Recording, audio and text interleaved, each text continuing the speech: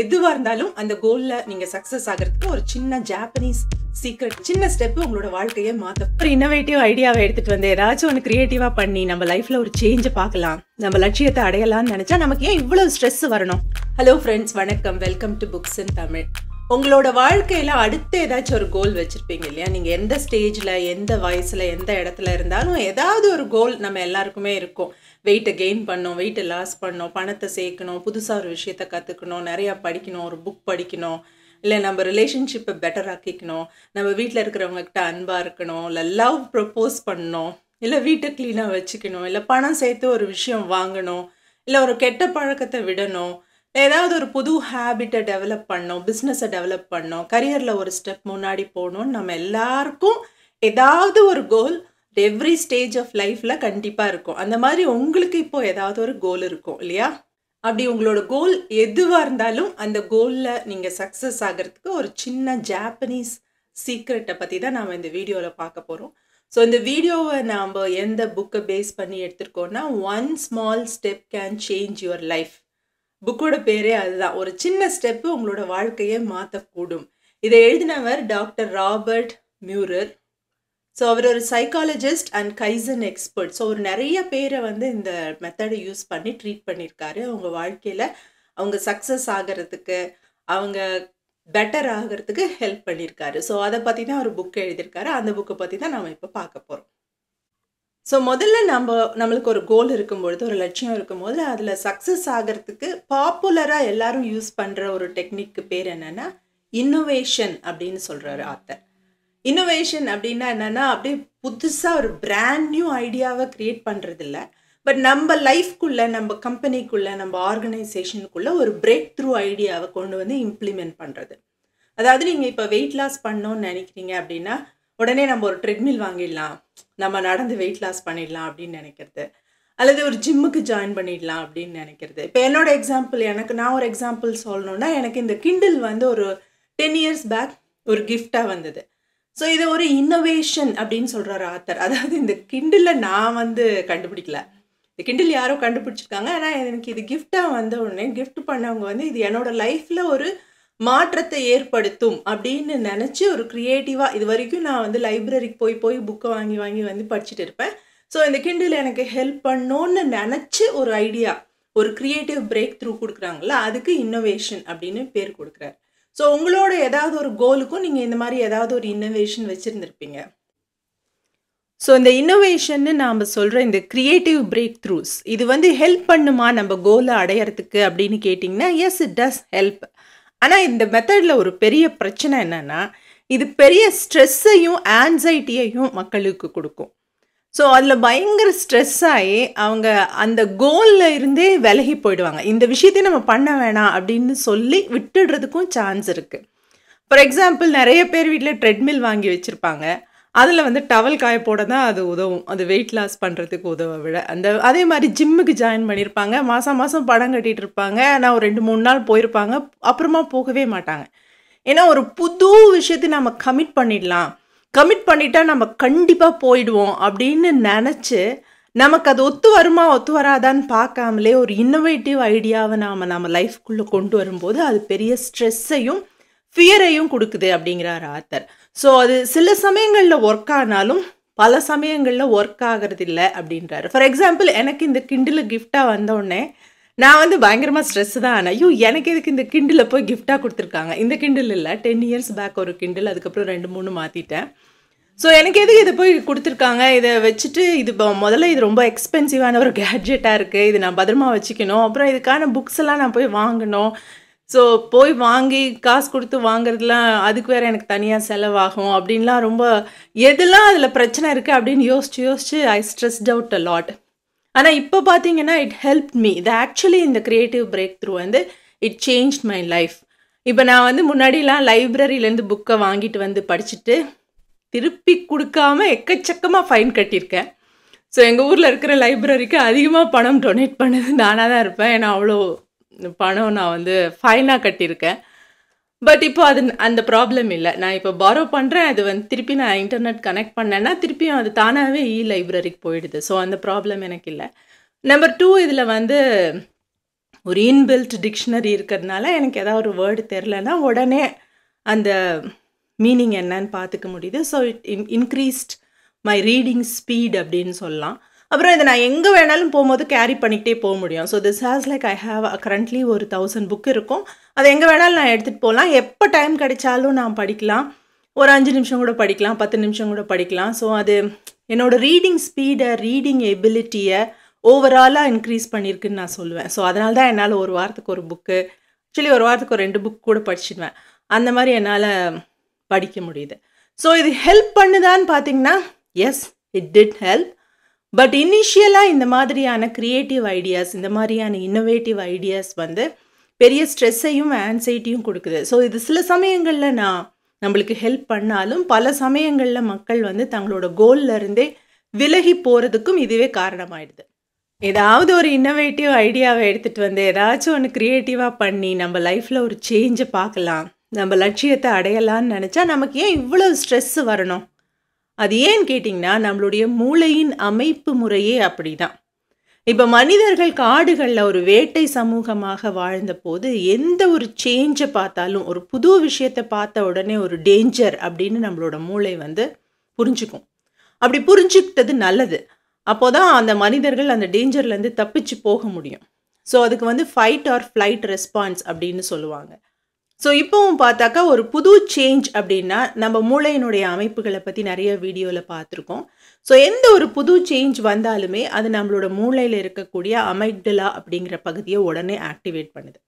So அந்த பகுதி activate ஆன உடனே நம்மளோட fight or flight response activate ஆகிடுது. நம்ம இப்போ ஒரு டேஞ்சரில் ஒன்றும் இல்லை, ஆனால் அது அப்படியே அந்த பதிவுகள் நம்மளோட மூளையில், நம்மளோட ஜீன்ஸில் இருக்கிறதுனால எந்த ஒரு புதிய விஷயம் வந்தாலும் நம்மளோட மூளை அது ஒரு டேஞ்சராக பெர்சீவ் பண்ணிக்கிட்டு ஃபைட் ஆர் ஃப்ளைட் ரெஸ்பான்ஸாக ஆக்டிவேட் பண்ணிடுது.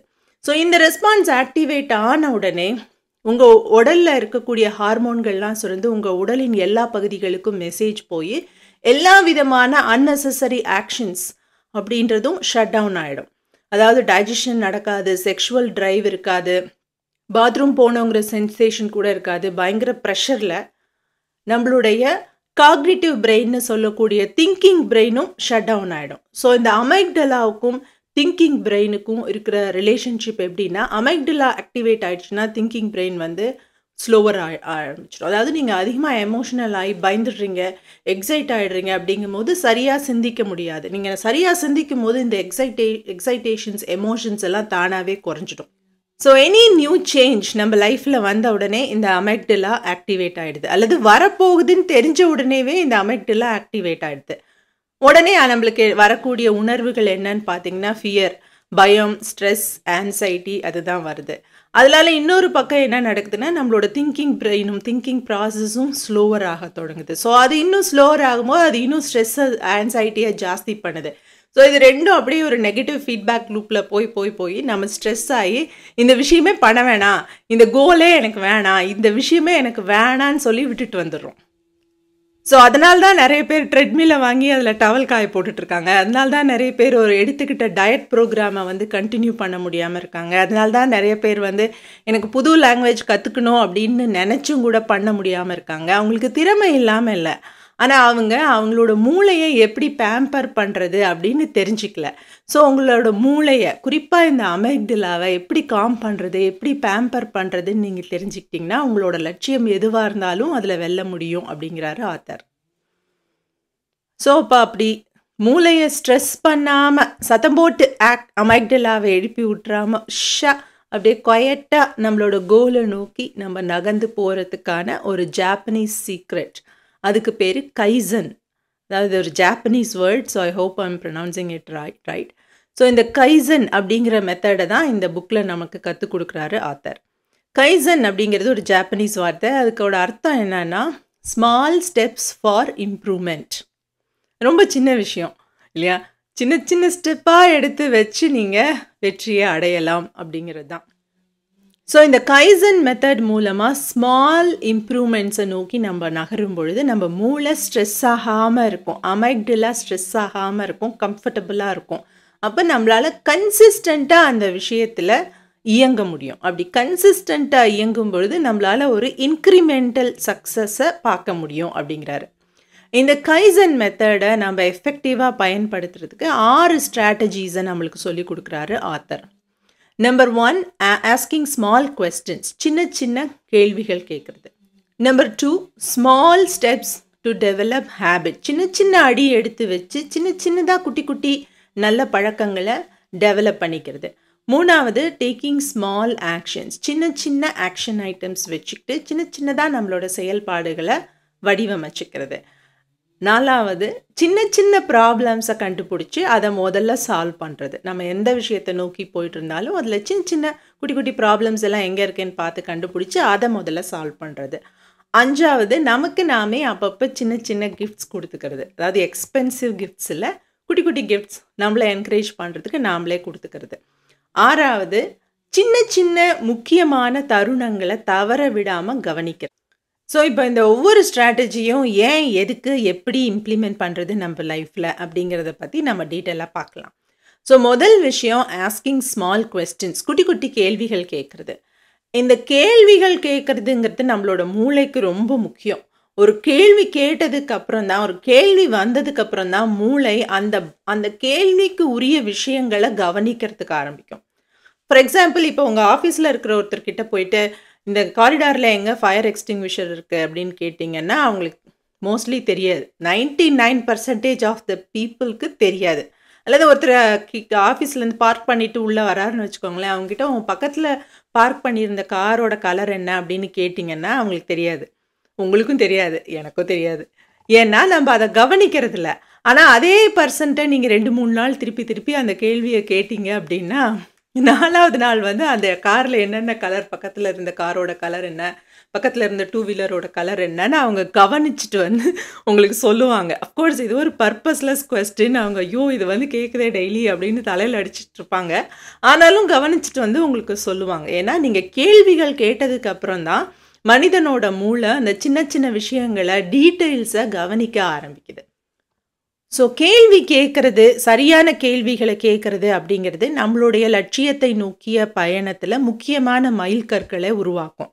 ஆனால் அந்த கேள்வி வந்து ரொம்ப ப்ராடாக, பெருசாக, வேகாக இருக்கக்கூடாது, குட்டி குட்டியாக இருக்கணும் அப்படிங்கிறாரு ஆத்தர். அவர் ஒரு எக்ஸாம்பிள் ஒன்று கொடுத்துருக்காரு. ஒரு கம்பெனியில் ஒரு மேனேஜிங் டைரக்டர் ஒருத்தர் இருக்காரு. அவர் பேர் பேட்ரிக். அவர் வந்து எவ்வளவோ ட்ரை பண்ணுறாரு அவரோட கம்பெனியில் ஒரு மாற்றத்தை எடுத்துகிட்டு வர்றதுக்கு. நிறைய இனோவேஷன்ஸ், க்ரியேட்டிவ் ஐடியாஸ் எல்லாம் கொடுத்துட்டு வராரு. ஆனால் அங்கே ஒரு மாற்றம் நடக்க மாட்டேங்குது. அவர் நினச்ச இம்ப்ரூவ்மெண்ட் வந்து வரல. ஸோ அதனால் அந்த ஆர்கனைசேஷனோட சைக்காலஜியை அனலைஸ் பண்ணுறதுக்காக நம்மளோட ஆத்தரை அங்கே இன்வைட் பண்ணியிருக்காங்க. அப்போ ஆத்தர் அங்கே என்ன நோட்டீஸ் பண்ணுறாருன்னா, இந்த மேனேஜர் வந்து அடிக்கடி மீட்டிங் போட்டு அவரோட எம்ப்ளாயீஸ் எல்லாரையும் கூப்பிட்டு என்ன பண்ணலாம் சொல்லுங்கள், நம்ம கம்பெனியை முன்னேற்றத்துக்கு, நம்ம இண்டஸ்ட்ரியை முன்னேற்றத்துக்கு என்ன பண்ணலாம், எப்படி நம்ம இம்ப்ரூவ் பண்ணலாம், எல்லாரும் ஏதாவது ஒரு ஐடியா சொல்லுங்கள் அப்படின்னு கேட்குறாரு. இந்த கேள்வியை கேட்ட உடனே அந்த எம்ப்ளாயீஸ் எல்லாரும் ஃப்ரீஸ் ஆகிடுறாங்க. ஒரு மாதிரி ஆன்ஷியஸ் ஆகி ஸ்ட்ரெஸ் ஆகிடுறாங்க அப்படிங்கிறத ஆத்தர் நோட் பண்ணுறார். ஸோ அந்த மேனேஜரோட மைண்டில் அவர் என்ன நினச்சிட்ருக்காருன்னா, நான் வந்து ஒரு ஜனநாயகமாக எல்லாரோட கருத்தையும் கேட்டு இன்க்ளூசிவாக ஒரு முடிவு எடுக்கக்கூடிய ஒரு நல்ல தலைவன் அப்படின்னு நினச்சிட்ருக்காரு. ஆனால் இந்த ப்ராடான கொஸ்டின் அந்த எம்ப்ளாயீஸோட அமைதிலாவை தூண்டி அவங்கள ரொம்ப ஸ்ட்ரெஸ் பண்ணுது அப்படிங்கிறாரு ஆத்தர். ஸோ இதை கேட்டவுடனே அவங்களுக்கு என்ன தோணும், என்னையே வந்து கேட்குற, நீ தானே மேனேஜர், நீ தான் சொல்லணும் கம்பெனியை எப்படி முன்னேற்றலான்னு அப்படின்னு. ஃபர்ஸ்ட் ஆஃப் ஆல் அவங்களுக்கு ஒரு ஐடியாவே இருக்காது. இப்போ நம்மளோட பிரதமர் வந்து நம்மக்கிட்ட வந்து கேட்குறாருன்னு வைங்களேன், நாட்டை முன்னேற்றத்துக்கு என்ன பண்ணலாம், எல்லாரும் ஒரு ஐடியா சொல்லுங்க அப்படின்னா நம்ம எல்லாரும் முழிப்போம். நாட்டை முன்னேற்றத்துக்கு நான் என்ன ஐடியா கொடுக்கறது, ஒரிசாவில் என்ன பிரச்சனை இருக்குது, பீகாரில் என்ன பிரச்சனை இருக்குது, மகாராஷ்டிராவில் என்ன பிரச்சனை இருக்குன்னு எனக்கு எப்படி தெரியும்? It is the job that you signed up for. நீங்கள் தானே அந்த வேலை வேணும்னு எடுத்துக்கிட்டீங்க, அப்போ நீங்கள் தான் சொல்லணும், இது உங்கள் வேலை, எங்கிட்ட எதுக்கு வந்து கேட்குறீங்க அப்படின்னு நம்ம கேட்போம் இல்லையா? ஸோ அதுக்கு பதிலாக ஆத்தர் என்ன சொல்கிறாருன்னா, ஆஸ்க் ஸ்மால் கொஸ்டின்ஸ். ஸோ அந்த மேனேஜருக்கு இவர் சொல்லி கொடுக்குறாரு, நீங்கள் வந்து அவங்களோட கெப்பாசிட்டியில் இருக்கக்கூடிய, அவங்களால சொல்ல முடியக்கூடிய ஒரு ஸ்மால் கொஸ்டினை கேளுங்க அப்படின்னு. அப்போது அந்த மேனேஜர் கொஸ்டினை மாத்துறாரு. ஸோ நீங்கள் ஒர்க் பண்ணுற இடத்துல, உங்களோட டிபார்ட்மெண்ட்டில், உங்களோட ஏரியாவில் என்ன ஒரு ஸ்மால் ஸ்டெப்பை எடுத்து வச்சு நீங்கள் இந்த கம்பெனியோடைய இம்ப்ரூவ்மெண்ட்டுக்கு ஹெல்ப் பண்ண முடியும் அப்படின்னு எல்லாரும் யோசிச்சு சொல்லுங்க அப்படின்னு சொல்ல உடனே எல்லார்கிட்டையும் நிறைய ஐடியாஸ் இருக்கு. ஸோ அக்கௌண்டிங் டிபார்ட்மெண்ட்டில் இருக்கிறவர், R&Dயில் இருக்கிறவர், ப்ரொடக்ஷன் டிபார்ட்மெண்ட்டில் இருக்கிறவர்னு அவங்கவுங்களுக்கு அவங்கவுங்க டிபார்ட்மெண்ட்டில் ஏதோ ஒரு விஷயத்தை மாற்றணும் அப்படிங்கிற மாதிரியான ஐடியாஸ் அவங்கக்கிட்ட இருக்குது. ஸோ அதை அவங்க எல்லாரும் சொல்ல ஆரம்பிக்கிறாங்க. நம்மக்கிட்டேயுமே அப்படி தான். உங்களோட ஊரில், உங்கள் தெருவில் எந்த ஒரு சின்ன விஷயத்தை நீங்கள் மாற்ற முடியும்னு நினைக்கிறீங்க, அதுக்கு நீங்கள் என்ன கான்ட்ரிபியூட் பண்ண முடியும்னு நினைக்கிறீங்க அப்படின்னு நம்மளுடைய நாட்டினுடைய தலைவரோ நம்ம ஊரினுடைய தலைவரோ கேட்டார்னாக்கா நம்ம எல்லார்கிட்டையும் சொல்கிறதுக்கு ஒரு பதில் இருக்கும். நம்ம ஸ்ட்ரெஸ் ஆகாமல் அந்த பதிலை சொல்லுவோம். ஸோ இதே மெத்தடை தான் நம்மளோட பர்சனல் கோலை நோக்கின நம்ம பயணத்துலையும் நாம் செயல்படுத்தணும் அப்படிங்கிறாரு ஆத்தர். இம்ப்ளிமெண்ட் பண்ணோம் அப்படிங்கிறாரு. அதாவது பெருசாக என்னோட ஹெல்த்தை இம்ப்ரூவ் பண்ண நான் என்ன பண்ணலாம், பணத்தை சேமிக்க நான் என்ன பண்ணலாம், 20 லட்சம் சேர்க்கணும், நான் வீடு வாங்க, இப்படிலாம் யோசிச்சிங்கன்னா ஸ்ட்ரெஸ் தான் வரும். ஏன்னா it's a bigger question, it activates your amygdala அப்படின்றாரு. அப்போது அந்த பெரிய கோல் இருக்கட்டும், அந்த பெரிய கோலுக்கான சின்ன கேள்விகளை கேட்க தொடங்குங்க. ஸோ என்னோடய ஹெல்த்துக்கு நான் என்ன பண்ணலாம் அப்படின்னு யோசிக்காமல், நான் எந்த ஒரு சின்ன எக்ஸசைஸை என்னுடைய நாளில் நான் ஆட் பண்ண முடியும், எந்த ஒரு சின்ன ஹெல்தி ஃபுட்டை நான் என்னோடய டயட்டில் ஆட் பண்ணிக்க முடியும், எந்த ஒரு ஜங்க் ஃபுட்டை நான் அவாய்ட் பண்ணுறதுக்கு ஆரம்பிக்க முடியும், அல்லது எப்படி என்னோடய ரிலேஷன்ஷிப்பை நான் டெவலப் பண்ணிக்கணும் அப்படின்னு நினச்சேன்னா எந்த ஒரு விஷயத்தை நான் மாற்றிக்க முடியும். இந்த பர்சன்கிட்ட நான் எப்போ பார்த்தாலும் சண்டை போட்டுக்கிட்டே இருக்கேன், ஸோ எந்த ஒரு சின்ன விஷயத்தில் நான் பொறுமையை கடைப்பிடிக்க முடியும் அப்படிங்கிறது. நம்ம பணம் சேர்க்கணும்னு நினைக்கிறோம், ஸோ எந்த ஒரு சின்ன எக்ஸ்பென்சஸை நான் அடுத்த மாதத்துலேருந்து நான் கட் பண்ண முடியும், ஸோ அந்த பணத்தை நான் பேங்க்கில் போட முடியும். இந்த மாதிரி சின்ன சின்ன கேள்விகளை, அதாவது உங்கள் கோலுக்கு அப்ராப்ரியேட்டான சின்ன சின்ன கேள்விகளை முதல்ல உங்களுக்கு நீங்களே கேட்டுக்கோங்க அப்படிங்கிறாரு ஆத்தர். ஸோ இந்த சின்ன சின்ன கேள்விகளை நாம் டெவலப் பண்ண பார்க்கும்பொழுது நம்ம எது பற்றி ரொம்ப கவனமாக இருக்கணும்னா, நம்மளோட மூளை நெகட்டிவான கேள்விகளையும் ப்ரொடியூஸ் பண்ணும். நான் ஏன் எப்போ பார்த்தாலும் சோம்பேறியாக இருக்கேன், நான் ஏன் ஸ்டூப்பிடாக இருக்கேன், நான் ஏன் குண்டாக இருக்கேன், இந்த மாதிரியான கேள்விகளையும் நம்மளோட மூளை ப்ரொடியூஸ் பண்ணும். அந்த கேள்விகளை நம்ம ரொம்ப கவனமாக பாசிட்டிவான கேள்விகளாக மாற்றணும். நான் ஏன் எப்போ பார்த்தாலும் சோம்பேறியாக இருக்கேன் அப்படின்னு நினைக்காம, நான் எப்படி ஒரு 10 நிமிஷம் படிக்க முடியும், நான் எப்படி என்னோடய லைஃப்பில் ஒரு விஷயத்தை நான் கற்றுக்கிறதுக்கு ஆரம்பிக்க முடியும், இந்த ஒரு எக்ஸசைஸ், ஒரு ஆக்டிவிட்டியை நான் எப்படி பண்ண முடியும் அப்படின்னு கேட்கும்பொழுது உங்கள் மூளை ஸ்ட்ரெஸ் ஆகாமல் அதுக்கான பதிலையும் கொடுத்து உங்களுக்காக அந்த மூளை தயாராக இருக்கும். நீங்கள் உங்கள் கோலை நோக்கி போகக்கூடிய பயணத்துக்கு உங்களுக்கு ஒத்துழைக்கிறதுக்கு உங்கள் மூளை தயாராக இருக்கும். 2வது ஆத்தர் சொல்கிற ஸ்ட்ராட்டஜிக்கு பேர் ஸ்மால் தாட்ஸ். குட்டி குட்டி சிந்தனைகள் மூலமாக நாம் எப்படி கோலை நோக்கி போகிறது. மைக்கேல் பிலிப்ஸ் நம்ம எல்லாருக்குமே தெரிஞ்சிருக்கோம். 28 முறை ஸ்விம்மிங்கில் ஒலிம்பிக்ஸில் மெடல் வாங்கினவர். அதில் கோல்டு மெடல்ஸ் மட்டுமே 23. ஸோ அவர் ஒரு தடவை ஒலிம்பிக்ஸில் ஸ்விம் பண்ணிட்டு இருக்கும்போது என்னாச்சுன்னா, அவரோட காகிள்ஸில் தண்ணி பூந்துச்சு. ஸோ அந்த உப்பு தண்ணி பூந்தோடனே கண் ஆப்வியஸாக எரியும். ஸோ அவரால் கண்ணை திறக்க முடியல. இப்போ கண்ணை மூடிக்கிட்டே ஸ்விம் பண்ணணும். ஆனால் அவர் கண்ணை மூடிக்கிட்டு ஸ்விம் பண்ணியும் கூட அவர் தான் கோல்டு மெடல் வாங்கினார். அப்போ அவர்கிட்ட கேட்குறாங்க, எப்படி உங்களால் பண்ண முடிஞ்சுது அப்படின்னு கேட்கும்பொழுது அவர் சொன்ன அந்த டெக்னிக்கு பேர் தான் மைண்ட் ஸ்கல்ப்சர். அவர் சொன்னார், என்னோட கோச் என்னோட சைக்காலஜிஸ்ட் எனக்கு மைண்ட் ஸ்கல்ப்சர்னு ஒரு டெக்னிக்கை சொல்லி கொடுத்துருக்காரு அப்படின்னு. அதாவது சிந்தனையை செதுக்குதல், நமது மனோநிலையை செதுக்குதல் அப்படின்னு சொல்லலாம். அவர் என்ன சொன்னார்னா, நான் ஆக்சுவலாக பூலில் ப்ராக்டிஸ் பண்ணுறது மட்டும் இல்லாமல் தனியாக உட்காந்து அமைதியாக நான் ஸ்விம் பண்ணுற மாதிரியாக கற்பனை பண்ணி பார்த்துக்கிட்டே இருப்பேன். ஸோ அந்த விஷயம் ஆக்சுவலாக ப்ராக்டிஸ் பண்ணுறது ஒன்று, அதை திருப்பி திருப்பி திருப்பி திருப்பி மைண்ட்லேயே ரிஹர்ஸ் பண்ணிக்கிட்டே இருப்பேன். அப்படி மைண்ட்லேயே ரிஹர்ஸ் பண்ணும் பொழுது ஒர்ஸ்ட் கேஸ் சினாரியோ, எந்தெந்த இடத்துலலாம் தப்பு நடக்கலாம் அப்படிங்கிறதையும் நான் யோசிப்பேன். அப்படி யோசிக்கும் பொழுது அப்படி ஒரு விஷயம் தப்பாக நடந்ததுன்னா அப்போ நாம் எப்படி அதை ஹேண்டில் பண்ணலாம் அப்படிங்கிறதையும் யோசித்து மைண்டில் வச்சுப்பேன். Didn't happen. ஆக்சுவலி அவர் ப்ராக்டிஸ் பண்ணும்போது அந்த மாதிரி ஆனதில்லை. ஆனாலும் அவர் அதை யோசித்து மைண்டில் வச்சுருந்துருக்கார். ஸோ இந்த மாதிரி தண்ணி பூந்தா என்ன பண்ணலான்னு நான் பல தடவை யோசிச்சிருக்கேன். அதனால தான் இது ஆக்சுவலி ரியல் லைஃப்பில் நடந்தோடனே என்னால் ஈஸியாக ஹேண்டில் பண்ண முடிஞ்சுது அப்படிங்கிறார். ஸோ இந்த டெக்னிக்கு பேர் தான் மைண்ட் ஸ்கல்ப்சர். இதை என்ன பண்ணோன்னா அதான் ரொம்ப சிம்பிள். நம்ம ஒரு விஷயத்தை ஆக்சுவலாக பண்ண போகிறதுக்கு முன்னாடி ஒரு இடத்துல அமைதியாக உட்காந்துட்டு இல்லைன்னா அமைதியாக படுத்துக்கிட்டு நம்ம அதை மைண்டில் பல முறை ரிஹர்ஸ் பண்ணி பார்த்துக்கிட்டே இருக்கணும் அப்படின்றார். ஸோ எந்த ஒரு விஷயமுமே ரியல் லைஃப்ல நடக்கிறதுக்கு முன்னாடி நம்மளோட மூளையில தான் அது முதல்ல நடக்கணும். அது என்னவா இருந்தாலும். ஸோ அந்த மாதிரி ரிஹர்ஸ் பண்ணி பார்க்கும் பொழுது நம்மளோட மூளையால் ஆக்சுவலி டிஸ்டிங்விஷ் பண்ண முடியாது. இந்த விஷயம் வந்து உங்கள் கற்பனையில் நடக்குதா இல்லை நிஜத்தில் நடக்குதான்னு அதால் பிரித்து பார்க்க முடியாது. உங்கள் கற்பனையில் நடந்தாலும் நிஜத்தில் நடந்தாலும் மூளை வந்து அது தனக்கே அது ஆக்சுவலாக நடந்த மாதிரி தான் தன்னை வந்து தகவமைச்சுக்கும். ஃபார் எக்ஸாம்பிள், உங்களுக்கு கனவுல புலி வந்திருக்குன்னா நீங்கள் எழுந்திருக்கும் போது பார்த்தீங்கன்னா வேர்க்க விறுவிறுக்க ஹார்ட் பீட்லாம் ஜாஸ்தியாகி எழுந்திருக்கிறீங்க. ஏன்னா உங்கள் மூளைக்கு வந்து டிஃப்ரென்ஷியேட் பண்ண முடியல. உங்கள் மூளை உருவாக்கின ஒரு கற்பனை தான் அது. இருந்தாலும் அது நிஜம்னு நினச்சி உடம்பு பூரா சிக்னல் அனுப்பிச்சிடுது.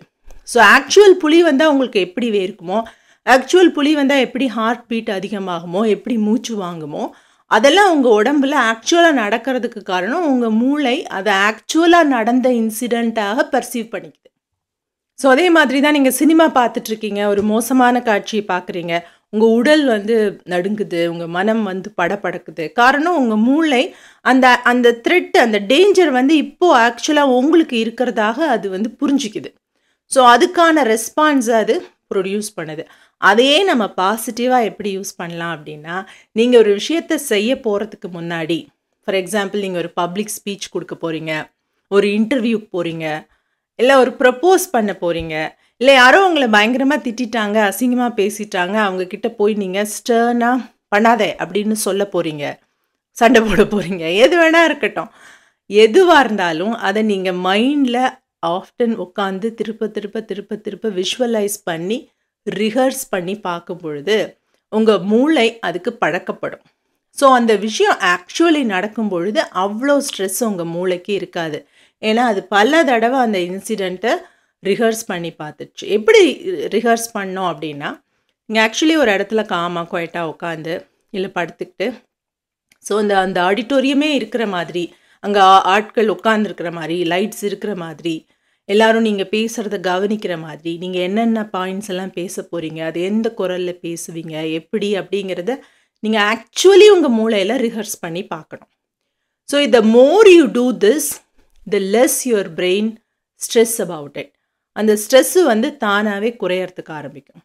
ஸோ நீங்கள் ஒருத்தர்கிட்ட ப்ரப்போஸ் பண்ண போகிறீங்க, அதை நீங்கள் ரிஹர்ஸ் பண்ணி பார்க்குறீங்க அப்படின்னா, நான் இப்படி போவேன், இப்படி பேசுவேன், இந்த வார்த்தையை தான் முதல்ல சொல்லுவேன், இதை தான் கொடுப்பேன், நான் இந்த ட்ரெஸ் போட்டிருப்பேன், அவங்க இந்த ட்ரெஸ் போட்டிருப்பாங்கன்னு எல்லாத்துக்கும் ஒரு கற்பனை உருவம் கொடுத்து நீங்கள் கற்பனை பண்ணி பார்க்கணும் அப்படின்றாரு.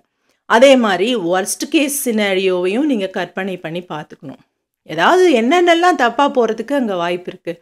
நான் பேசிக்கிட்டே இருக்கும்போது, நான் இன்டர்வியூவில் இருக்கும் பொழுது, நான் சண்டை போட்டுருக்கும்போது என்னென்ன தவறுகள்லாம் நடக்க முடியும் அப்படிங்கிறதையும் நீங்கள் கற்பனை பண்ணிக்கிட்டு அதுக்கான பதில்களையும் நீங்கள் கற்பனை பண்ணிக்கிட்டிங்கன்னா உங்கள் மூளை முழுக்க ஸ்ட்ரெஸ் ஆகாமல் ஈஸியாக கேஷுவலாக அந்த விஷயத்தை ஹேண்டில் பண்ணும். ஸோ எப்போல்லாம் உங்கள் மூளை கேஷுவலாக ஈஸியாக இருக்கோ அப்போல்லாம் உங்களுடைய சிந்தனை திறனும் செயல்திறனும் நல்லாயிருக்கும். அது இருக்கும் பொழுது உங்களுக்கு வெற்றி தான். அடுத்தது ஸ்மால் ஆக்ஷன்ஸ். உங்களுடைய கோல் எதுவாக இருந்தாலும் எடுத்த எடுப்புலேயே நீங்கள் அப்படியே பயங்கரமாக எக்ஸர்ட் ஆகிற அளவுக்கு ரொம்ப பீக்கில் போய் ஒரு விஷயத்த பண்ணிங்கன்னா உங்கள் மூளை பயந்துடும், ஆன்ஷியஸ் ஆகிடும், ஸ்ட்ரெஸ் ஆகிடும். ஃபார் எக்ஸாம்பிள், நீங்கள் எக்ஸசைஸ் பண்ணோம், உடம்பை குறைக்கணும்னு நினைக்கிறீங்கன்னு வச்சுக்கோங்களேன். எடுத்த எடுப்புலேயே ஜிம்மில் போயிட்டு நீங்கள் 1 hour எக்ஸசைஸ் பண்ணிவிட்டு ஒரு போகிறதுக்கு 1/2 மணி நேரம், எக்ஸசைஸ் பண்ணுறதுக்கு 1 மணி நேரம், திரும்பி வர்றதுக்கு 1/2 மணி நேரம்னு பார்த்தீங்கன்னா உங்கள் லைஃப்பில் ஒரு ஈவினிங்கில் ஒரு 3 மணி நேரம் 2 மணி நேரம் காணாமல் போயிருக்கும். ஸோ அந்த 2 மணி நேரத்தில் நீங்கள் இது நாள் வரைக்கும் நிறைய வேலை செஞ்சுட்டு இருந்திருப்பீங்க. அந்த வேலையெல்லாம் இப்போ செய்ய முடியாமல் போயிடுச்சு, வீட்டோட டைம் ஸ்பெண்ட் பண்ணாமல் முடியாமல் போயிடுச்சு, ஆஃபீஸ்லேருந்து வந்து நான் டிவி பார்க்கல, எனக்கு ஸ்ட்ரெஸ் என்னோடய ஸ்ட்ரெஸ் பஸ்டர் அதுதான், அப்படி இப்படின்னு எல்லாத்தையும் உங்கள் மூளை கொரிலேட் பண்ணிட்டு பயங்கர ஸ்ட்ரெஸ் ஆகும். ஸோ அடுத்த நாள் அதை பண்ணுறதுக்கான ஒரு மோட்டிவேஷன் உங்களோட மூளையிலேருந்தும் வராது, ரெண்டாவது உங்கள் உடம்புலேருந்தும் வராது. ஏன்னா நீங்கள் திடீர்னு போய் அவ்வளோ எக்ஸசைஸ் பண்ணிங்கன்னா அடுத்த நாள் அடித்து போட்ட மாதிரி உடம்பு வலிக்கும். ஸோ அந்த எடுத்த எடுப்புலேயே பயங்கரமாக போய் பண்ணுறது, அந்த ஓவர் ஸ்ட்ரெச்டாக பண்ணுறது அப்படிங்கிறது உங்களோட மூளையை அதிகமாக ஸ்ட்ரெஸ் பண்ணும். அதனால என்ன பண்ணலாம் அப்படின்னா, சின்ன சின்ன ஆக்ஷன்ஸ், உங்கள் கோல் எதுவாக இருந்தாலும், ஸோ நீங்கள் ஒரு லாங்குவேஜை கற்றுக்க போகிறீங்க அப்படின்னா எடுத்த எடுப்புலேயே நீங்கள் போய் உட்காந்து 1 மணி நேரம் உட்காந்து நிறைய வீடியோஸ் எல்லாம் பார்த்து நிறைய விஷயங்களை படித்து கற்றுக்கிட்டு அடுத்த நாள் வந்து புக்கை திறந்தீங்கன்னா ஒன்றுமே ஞாபகம் இருக்காது. ஏன்னா எவ்ரிதிங் எல்லாருக்குமே அதுதான். எதுவுமே ஞாபகம் இருக்கா? ஐயோ! நம்மளுக்கு ஞாபகம் இல்லையே, நம்மளுக்கு லாங்குவேஜ படிக்கிறதுக்கான ஒரு எபிலிட்டியே இல்ல போல இருக்கே அப்படின்னு நெனச்சு நம்ம அத பண்ணாமயே விட்டுடுவோம். ஸோ அதுக்கு பதிலா ஆத்தர் என்ன சொல்றாருன்னா, நீங்க எவ்வளோ பெரிய பயணம் எடுத்து வைக்கிறதா இருந்தாலும், ஒரு முதல் ஸ்டெப்லேருந்து தான் ஒரு ஸ்டெப்லேருந்து தான் ஸ்டார்ட் ஆகும் அப்படின்னு சொல்லுவாங்க இல்லையா? அந்த மாரி உங்க கோல் எதுவா இருந்தாலும், குட்டியான ஒரு ஸ்டெப்ல இருந்து அத ஆரம்பிங்க. அப்பதான் உங்க மூளை ஸ்ட்ரெஸ் ஆகாம இருக்கும். ஸோ ஃபார் எக்ஸாம்பிள் நான் 10 கிலோ வெயிட்ட குறைக்கணும் அப்படின்னு நீங்க நெனச்சாலும் கூட, உங்க வீட்ல இருக்கிற ட்ரெட்மில்ல எடுத்த எடுப்பிலே 1 மணி நேரம் ஓடாம, சும்மா போய் அங்க அது மேல போய் நில்லுங்க அப்படின்னு சஜெஸ்ட் பண்றாரு. அது மேல போய் நில்லுங்க. காஃபி குடிக்கும்போது அது மேல போய் நில்லுங்க. நியூஸ் பேப்பர் படிக்கும்போது அது மேல நில்லுங்க. வீடியோ பார்க்கும்பொழுது அது மேல நில்லுங்க. அப்புறம் ஆட்டோமேட்டிக்கா நீங்களே ஒரு 5 நிமிஷம், 10 நிமிஷம் அதில நடக்கிறதுக்கு ஆரம்பிப்பீங்க. ஸோ நான் அந்த 10 நிமிஷம் அதில நின்னு தான் நான் இந்த வீடியோவ பார்த்துட்டுருக்கேன். அதுக்கு பதிலா நான் நடக்கிறேன் அப்படின்னு நீங்க பார்த்துக்கிட்டே நடக்கிறதுக்கு ஆரம்பிப்பீங்க. அதுக்கப்புறம் கொஞ்சம் கொஞ்சமா நாளுக்கு நாள் வந்து அது இம்ப்ரூவ் ஆயிக்கிட்டே போகும். ஸோ அதே தான் ஆத்தர் என்ன சொல்றாருன்னா, அந்த மாதிரி உங்க பிரெயின ஸ்ட்ரெஸ் பண்ணாம எல்லா விஷயத்துலையும் நீங்க இம்ப்ளிமெண்ட் பண்ணணும் அப்படிங்கிறார். பணம் சேர்க்கணும் அப்படின்னு நீங்க நெனச்சீங்கன்னா, அல்லது உங்க செலவுகள கட்டுப்படுத்தணும் அப்படின்னு நெனச்சீங்கன்னா, நீங்க ஷாப்பிங் போம்போது உங்க கார்ட்ல இருக்கிற ஏதோ ஒரு பொருள பில்லு போடுறதுக்கு முன்னாடி வெளியில எடுத்து வச்சுருங்க. So you are cutting out, you are making a small change. நீங்க வந்து டயட் பண்ணணும்னு நெனச்சீங்கன்னா, உங்களோட ஏதோ ஒரு ஃப்ரைடு ஐட்டம் வாங்குறீங்க அப்படின்னு சொல்றீங்கன்னு வச்சுக்கோங்களேன். உங்களுக்கு பிடிக்கும், ரொம்ப பிடிக்கும். அத வாங்குறீங்க. வாங்கின உடனே அதுலேருந்து ஒரு போர்ஷன் கொஞ்சூண்டு ஒரு நீங்க சாப்பிட்றதுக்கு முன்னாடி கொஞ்சூண்டு ஃப்ரைடு ஐட்டம் எடுத்து ட்ராஷ் பண்ணிடுங்க அப்படிங்கிறாரு. Well I wouldn't suggest that. யார் கூட ஷேர் பண்ணி சாப்பிடுங்க. ஸோ நீங்கள் இப்போ சாப்பிடக்கூடிய போர்ஷன் வந்து ஆட்டோமேட்டிக்காக குறையும். நீங்கள் பேசிக்கிட்டே சாப்பிட்டதுனால நல்லா திருப்தியாக சாப்பிட்ட உங்களுடைய ஒரு திருப்தியும் உங்களுக்கு கிடைக்கும். ஸோ கேலரிஸும் குறையும். ஸோ அதே தான் நீங்கள் எல்லா இடத்துலையும் பண்ணணும். ரிலேஷன்ஷிப்பை பெட்டர் பண்ணணும் அப்படின்னு நினைக்கிறீங்க. அப்போ அவங்க பண்ணக்கூடிய ஏதாவது ஒரு சின்ன நல்ல விஷயத்தை பற்றி யோசிக்க ஆரம்பிங்க. என்னோட கணவரோட மனைவியோட நான் நல்லா ரிலேஷன்ஷிப்பை டெவலப் பண்ணோம் அப்படின்னா, ஒரு சின்ன விஷயம், எந்த ஒரு விஷயம் அவங்கக்கிட்ட உங்களுக்கு பிடிச்ச விஷயம், அதை நோட்டீஸ் பண்ண ஆரம்பிங்க. அப்புறம் அதை அவங்கக்கிட்ட சொல்ல ஆரம்பிங்க. நீ இது பண்ணுறியே, நீ இது பண்ணுவியே, எனக்கு இது பிடிக்கும், உன்னோட இந்த கேரக்டரில் எனக்கு இந்த விஷயம் பிடிக்கும் அப்படின்னு ஏதோ ஒரு சின்ன விஷயத்தை நீங்கள் சொல்கிறதுக்கு ஆரம்பிங்க. அப்படி நீங்கள் ஆரம்பிக்கும் பொழுது ஒவ்வொரு விஷயமுமே இன்க்ரிமெண்டலாக இம்ப்ரூவ் ஆகிறத நீங்களே பார்க்க முடியும். ஸோ நம்ம இதை பார்த்துருக்கோம் இல்லையா, அட்டாமிக் ஹேபிட்ஸில் 1% இம்ப்ரூவ்மெண்ட் ஒரு நாளைக்கு இருந்ததுன்னா ஒரு வருஷத்தில் 37.7% இம்ப்ரூவ்மெண்ட் இருக்கும். So just take a small step, small action and aim for 1% improvement in a day. ஒரு புது லாங்குவேஜ் கற்றுக்கணும்னு நினைக்கிறீங்க, ஒரு நாளைக்கு ஒரு வேர்ட் கற்றுக்கோங்க. ஸோ ஒரு இங்கிலீஷ் கற்றுக்கணும்னு நினைக்கிறீங்க, ஜஸ்ட் லேர்ன் 1 வேர்ட். ஒரு புக்கு படிக்கணும்னு நினைக்கிறீங்க, ஒரு பேராகிராஃப் படிங்க, ஒரு லைன் படிங்க. எது முடியுமோ, எது உங்களை ஸ்ட்ரெஸ் பண்ணாமல் கன்சிஸ்டண்ட்டாக பண்ண முடியுமோ, உங்கள் பெட் சைடு வச்சுக்கிட்டு டெய்லி ஒரு லைன் படிங்க, அடுத்த நாள் ஒரு லைன் படிங்க. ஒரே நாள் உட்காந்து 3 லைன் படித்து 3 பக்கம் படிச்சுட்டு அடுத்த நாள்லேருந்து படிக்காமல் இருக்கக்கூடாது. ஸோ ஒவ்வொரு சின்ன சின்ன ஆக்ஷன் ஸ்டெப்பாக எடுத்து வைங்க அப்படிங்கிறாரு ஆத்தர். ஸோ அடுத்த ஸ்ட்ராட்டஜி, சால்வ் ஸ்மால் ப்ராப்ளம்ஸ். இது 2 விதமாக சொல்லலாம். ஒன்று, பிரச்சனை சின்னதாக இருக்கும்போதே சால்வ் பண்ணிவிடுங்க அப்படிங்கிறது.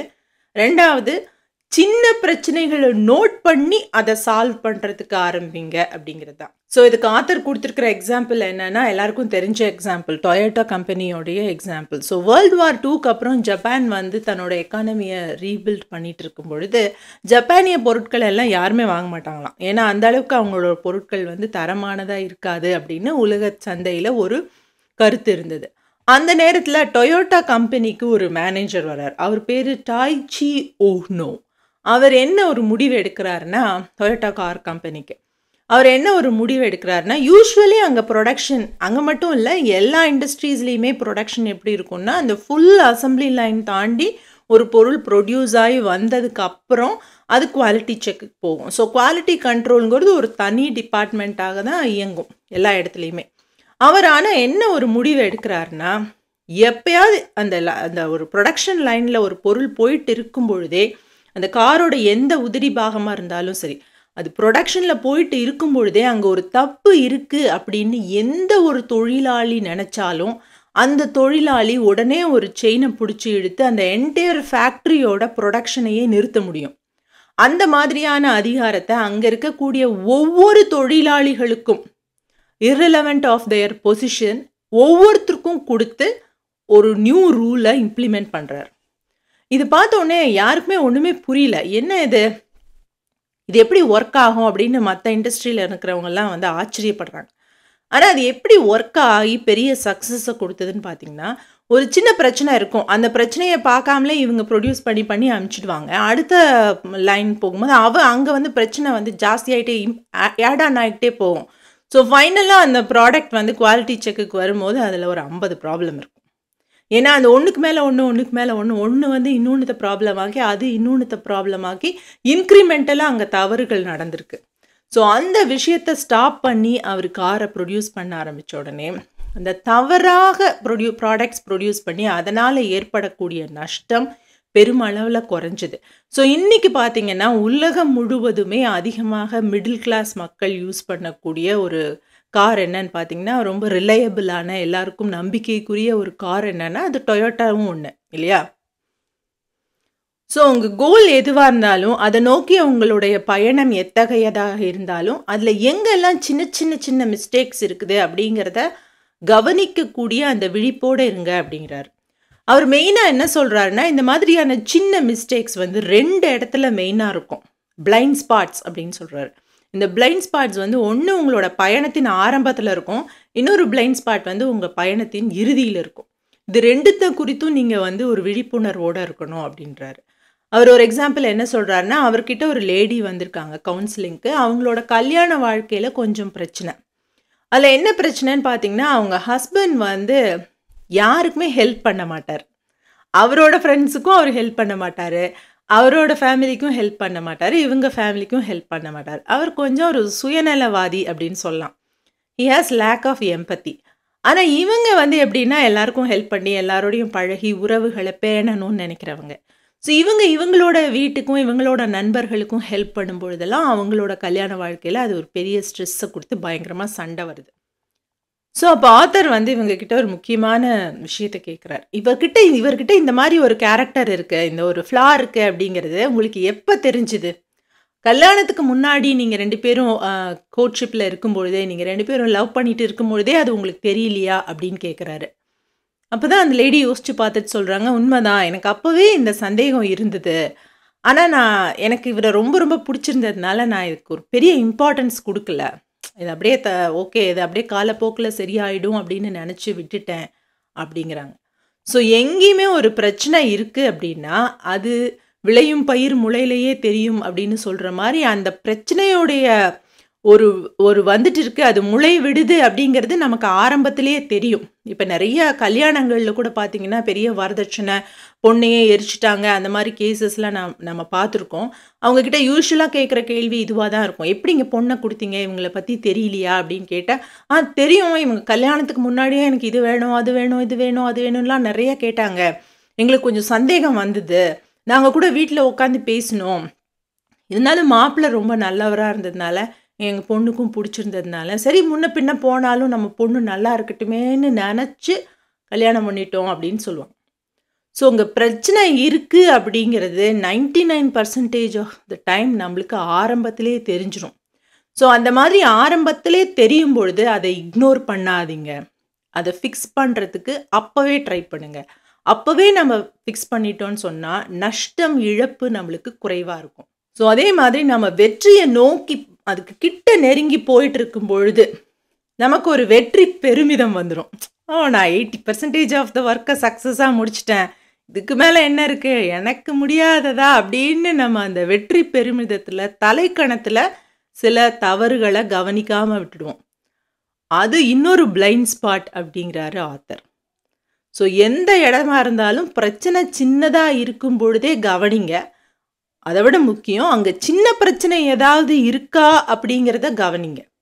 ஸோ இந்த பர்சனோட கேரக்டர் இப்படி தான் அப்படின்னு உங்களுக்கு ஆரம்பத்திலே ஒரு தாட் வந்ததுன்னா அதை இக்னோர் பண்ணாதீங்க. நீங்கள் ஒரு வேலைக்காக ஒருத்தரை இன்டர்வியூ பண்ணுறீங்க, அவனுக்கு ஓரளவுக்கு ஸ்கில் இல்லை, அவன் ஏதோ மேக்கப் பண்ணுறாங்கிற மாதிரி உங்களுக்கு ஒரு தாட் வந்ததுன்னா அதை கவனிச்சு அதுக்கு ஒரு கவனம் கொடுத்து இன்னமும் ஸ்க்ரூட்டினைஸ் பண்ணுங்க. பரவாயில்ல அப்புறம் பார்த்துக்கலாம் அப்படின்னு சொல்லி விட்டீங்களான்னா பின்னாடி பெரிய பிரச்சனையில் போய் அது முடியும். நம்ம உடம்புல இருக்கிற மாதிரி தான். உடம்புல ஒரு சின்ன கன்சிஸ்டண்ட்டான பெயின் இருந்துக்கிட்டே இருந்துச்சுன்னா உடனே போய் டாக்டரை பார்க்கணும். அப்புறம் 6 மாதம் தள்ளி போட்டேன், 8 மாதம் தள்ளி போட்டேன் அப்படின்னு போய் டாக்டரை பார்த்தா அப்போ அந்த பிரச்சனை பெருசாக வெடித்து அது சால்வ் பண்ண முடியாத அல்லது பெரிய பொருள் இழப்புகளை, உயிர் இழப்புகளை, உடல் உறுப்பு இழப்புகளை ஏற்படுத்துகிற அளவுக்கு போயிடும் இல்லையா? ஸோ நீங்கள் எந்த கோலை நோக்கி பயணிச்சிட்டு இருந்தாலும் அங்கே என்னென்ன சின்ன பிரச்சனை இருக்குதுன்னு கவனித்து இன்வெஸ்டிகேட் பண்ணிக்கிட்டே இருக்கணும். ஸோ அடுத்த 5வது ஸ்ட்ராட்டஜி, உங்களுக்கு நீங்களே சின்ன ரிவார்ட்ஸ் கொடுத்துக்கிறது. நீங்கள் அந்த பயணத்தை நோக்கி ஏதோ ஒன்று பண்ணிகிட்ருக்கீங்க. நான் ஒரு புக்கு படிக்கணும்னு நினச்சேன், ஆனால் என்னால் படிக்க முடியல, நான் எனக்கு ஒரு லைன் படிச்சிட்டேன் அப்படின்னு சொன்னால் அந்த ஒரு லைனை நீங்களே அப்ரிஷியேட் பண்ணிக்கோங்க. அதுக்கு உங்களுக்கு ஏதாவது ஒரு சின்ன கிஃப்ட்டு நீங்களே கொடுத்துக்கோங்க. உங்கள் காலை மசாஜ் பண்ணி விட்டுக்கோங்க, உங்களுக்கு ஒரு சாக்லேட் கொடுத்துக்கோங்க. I mean it should be align to your goal. நீங்கள் வெயிட் லாஸ் பண்ணோன்னு நினைக்கிறீங்க அப்படின்னா அப்போ சாக்லேட் கொடுத்துக்கோங்கன்னு நான் சொல்ல மாட்டேன். மேபி ஒரு டார்க் சாக்லேட் கொடுத்துக்கோங்க. அல்லது நான் ஒரு வாரம் ஃபுல்லாக எக்ஸசைஸ் பண்ணேன்னா நான் எனக்கு நானே அது 1 நிமிஷம் எக்ஸசைஸ் பண்ணியிருந்தாலும் சரி, 1 நிமிஷம் படிச்சிருந்தாலும் சரி, நான் எனக்கு பிடிச்ச ஒரு விஷயத்த வாங்கி சாப்பிடுவேன். அந்த மாதிரி ஏதாவது ஒரு சின்ன இன்எக்ஸ்பென்சிவ் கிஃப்ட்ஸை உங்களுக்கு நீங்களே கொடுத்துக்கும் பொழுது அது உங்களுக்கே நீங்கள் பண்ணிக்கிற ஒரு என்கரேஜ்மெண்ட்டாக இருக்கும். அதே மாதிரி மற்றவங்க அவங்களோட கோலில் சக்ஸஸ் பண்ணோம், அதுக்கு நீங்கள் ஹெல்ப் பண்ணோன்னு நினச்சாலும் இந்த எல்லா ஸ்ட்ராட்டஜிஸையுமே நீங்கள் கண்டிப்பாக இம்ப்ளிமெண்ட் பண்ணலாம். 6வது ஸ்ட்ராட்டஜி என்னென்னா, recognise the small important moments அப்படிங்கிறாரு ஆத்தர். ஸோ நீங்கள் எந்த பயணத்தில் இருந்தாலும் எந்த பிரச்சனையில் இருந்தாலும் சரி, அதுக்கு ஒரு குட்டி சொல்யூஷன் ஒன்று இருக்கும். அதை நாம் பண்ணாமல் அந்த சின்ன விஷயத்தை நாம் இக்னோர் பண்ணும்பொழுது தான் நம்மளால் பெரிய பிரச்சனையாக அது போய் வெடிக்குது அப்படின்றாரு. ஃபார் எக்ஸாம்பிள் அவர் என்ன சொல்கிறாருன்னா, உலகம் பூராவும் டயரியா வயிற்றால போய் செத்து போகிற குழந்தைகளுடைய எண்ணிக்கை எவ்வளோன்னா 3 ஜெட் ஃபுல் ஆஃப் குழந்தைகள் உலகம் பூராவும் செத்து போகிறாங்க. அவ்வளோ எண்ணிலடங்காத குழந்தைகள் சாகிறாங்க. ஏன் இந்த டயரியா வருது அப்படின்னு பார்த்தீங்கன்னா, டயரியாவாலான மரணங்கள் வருதுன்னு பார்த்தீங்கன்னா பெரும்பாலும் அதுக்கு காரணம் அவங்க வீட்டில் இருக்கிற அந்த சமையல் பண்ணுறவங்க ஒழுங்காக கைகளை சோப் போட்டு கழுவாம தான் இருக்கும். ஸோ அந்த சோப்பு அவங்க வீட்டில் இல்லையா அப்படின்னு பார்த்தீங்கன்னா இருக்குது. ஆனால் அது பற்றின ஒரு அலட்சிய மனோபாவம் இருக்குது. இது ஒரு சின்ன விஷயம் தானே, ஒவ்வொரு தடவையுமா நான் சோப் போட்டு கழுவணும் அப்படிங்கிற அந்த அலட்சிய மனோபாவத்தால் அந்த பாக்டீரியா எல்லாருக்கும் ஸ்ப்ரெட் ஆகுது. ஆனால் குழந்தைகளுக்கு இம்யூன் சிஸ்டம் வீக்காக இருக்கிறதுனால அவங்க தான் அதுக்கு பலியாகிறாங்க அப்படிங்கிறாரு. இன்னொரு எக்ஸாம்பிள் என்ன கொடுத்துருக்காருன்னா, நியூயார்க் நகரத்தில் 1980களில் நிறைய கிரைம்ஸ் நடந்துட்டு இருந்திருக்கு. நிறைய ஃபெலனிஸ், அந்த போலிகள் இருக்காங்க. அப்புறம் நிறைய கொலைகள், கொள்ளைகள், அந்த மாதிரியான குற்றங்கள்லாம் நடந்துட்டு இருந்திருக்கு. ஸோ அங்கே இருக்கிற ஒரு போலீஸ் ஆஃபீஸர்ஸுக்கும் அரசியல்வாதிகளுக்கும் இது ஒரு பெரிய தலைவலியாக இருந்திருக்கு. அவங்களும் என்னென்னமோ பண்ணி பார்த்துருக்காங்க. பட்ஜெட்டை இன்க்ரீஸ் பண்ணுறது, நம்பர் ஆஃப் போலீஸ் ஆஃபீஸர்ஸை இன்க்ரீஸ் பண்ணுறது, புதிய ஆட்களை வேலைக்கு எடுக்கிறது, நிறையா ஆயுதங்களை கொடுக்கறது, அந்த மாதிரிலாம் பண்ணியும் அதை கட்டுப்படுத்த முடியல. அந்த நேரத்தில் ஒரு ஆஃபீஸர் வரார். அவர் பேர் வில்லியம் பிராட்டன். அவர் என்ன ஒரு ஸ்ட்ராட்டஜி வைக்கிறாருன்னா, அவர் புரோக்கன் விண்டோ தியரி அப்படிங்கிற ஒரு தியரியை முன் வச்சு தன்னோட ஸ்ட்ராட்டஜியை டெவலப் பண்ணுறார். அதாவது ஒரு வீடு இருக்குதுன்னு வச்சுக்கோங்களேன். ஒரு வீடு இருக்குது, அங்கே யாருமே இல்லை யாரோ இருக்கிறாங்கன்னே வச்சுக்கோங்க. அந்த வீட்டில் ஒரு சின்ன பையன் வெளியில் விளையாடிட்டு இருக்கிற பையன் ஒரு பந்து எடுத்து அடிக்கிறான். பந்து எடுத்து அடித்தோடனே ஒரு விண்டோ ஒடிஞ்சிருச்சு அப்படின்னா அவங்க உடனே அந்த விண்டோவை ஃபிக்ஸ் பண்ணிடணும். அந்த விண்டோவை அவங்க ஃபிக்ஸ் பண்ணாமல் வச்சுருந்தாங்கன்னா அதுக்கப்புறம் அந்த தெருவில் நடந்து போகிறவன், விளையாடுறவன், போகிறவன், வர்றவன் எல்லாருக்குமே என்ன தோணுன்னா, நம்மளும் ஒரு கல் எடுத்து அடிக்கலாம் இன்னொரு விண்டோ மேலே அப்படின்னு. ஸோ அந்த மாதிரி ஆளாலும் கல் எடுத்து அடிக்க ஆரம்பிச்சிடுவாங்க. ஸோ அந்த பிரச்சனை சின்னதாக இருக்கும் பொழுதே அந்த சின்ன குரூஷியல் மொமெண்ட்லேயே அதை ஃபிக்ஸ் பண்ணணும் அப்படிங்கிறார். ஸோ அதனால் இவர் என்ன ஸ்ட்ராட்டஜியை இம்ப்ளிமெண்ட் பண்ணுறாரு நியூயார்க்கில் அப்படின்னா, அந்த பெரிய பெரிய குற்றங்கள், கொலைகள், கொள்ளைகள், பெரிய அந்த ரேப் அதெல்லாத்தையும் விட்டுட்டு அந்த ட்ரெயின் ஸ்டேஷனில், சப்வே ஸ்டேஷனில் இருக்கிற சின்ன சின்ன தப்பு பண்ணுறவங்களையெல்லாம் பிடிச்சி விசாரிக்க ஆரம்பிக்கிறாரு, உள்ளே போட ஆரம்பிக்கிறாரு. சின்னதாக அந்த டிக்கெட் வாங்காமல் அந்த கவுண்டரை எட்டி குதிச்சு டிக்கெட் வாங்காமல் ஏமாற்றிட்டு போகிறவங்க, ட்ரெயினில் சத்தம் போடுற குழந்தைகள், ட்ரெயினில் சும்மா பொண்ணுங்களை டீஸ் பண்ணுறவங்க, அந்த மாதிரி ட்ரெயினில் டிக்கெட் வாங்காமல் வரவங்க, இப்படி எல்லாரையுமே பிடிச்சி பனிஷ்மெண்ட் பண்ணுறாங்க, அவங்கக்கிட்ட விசாரிக்கிறாங்க, நிறைய ஒரு ஸ்க்ரூட்டினைஸ் பண்ணி அவங்களுக்கு ஒரு ப்ரெஷரை கொடுக்குறாங்க. ஸோ இங்கே ஒரு ஸ்ட்ரிக்டான சிஸ்டம் இருக்குது அப்படிங்கிற ஒரு தோற்றம் ஏற்பட்ட உடனே அந்த பெரிய பெரிய கிரைம்ஸ் எல்லாம் 2 வருஷத்தில் அப்படியே குறைய ஆரம்பிச்சிடுச்சு அப்படிங்கிறாரு. ஸோ அந்த சின்ன சின்ன மொமெண்ட்ஸை நாம் இக்னோர் பண்ண என்ன ஆகும் அப்படின்னா, இங்கே ஒன்றுமே இல்லை, ஒரு அலட்சிய மனோபாவம் வந்துடும், நமக்கும் வந்துடும், மற்றவர்களுக்கும் வந்துடும். ஸோ அதை தவிர்க்கணுன்னா என்ன பண்ணோன்னா, சின்ன சின்ன சின்ன மொமெண்ட்ஸை கூட நம்ம கவனம் கொடுத்து பார்த்து ஃபிக்ஸ் பண்ணிக்கிட்டே இருக்கணும் அப்படிங்கிறது தான் 6வது ஸ்ட்ராட்டஜி. ஸோ இதில் எந்த ஸ்ட்ராட்டஜி உங்களுக்கு ஹெல்ப்ஃபுல்லாக இருந்தது அப்படின்னு நீங்கள் கமெண்ட்ஸில் சொல்லுங்கள். இந்த வீடியோ உங்களுக்கு பிடிச்சிருந்ததுன்னா லைக் பண்ணுங்கள், ஷேர் பண்ணுங்கள். நான் எப்போவுமே சொல்கிற மாதிரி ஒரு புக்கை நான் டோட்டலாக சம்மரைஸ் பண்ணிட்டேனான்னு எனக்கே தெரியாது. பட் எனக்கு என்ன புரிஞ்சுது, நான் என்ன தெரிஞ்சுக்கிட்டேன், எனக்கு எது ஹெல்ப்ஃபுல்லாக இருந்துச்சு, என்னோடய வியூ பாயிண்ட்ஸ் என்ன அப்படிங்கிறத தான் உங்களோட ஷேர் பண்ணிகிட்ருக்கேன்.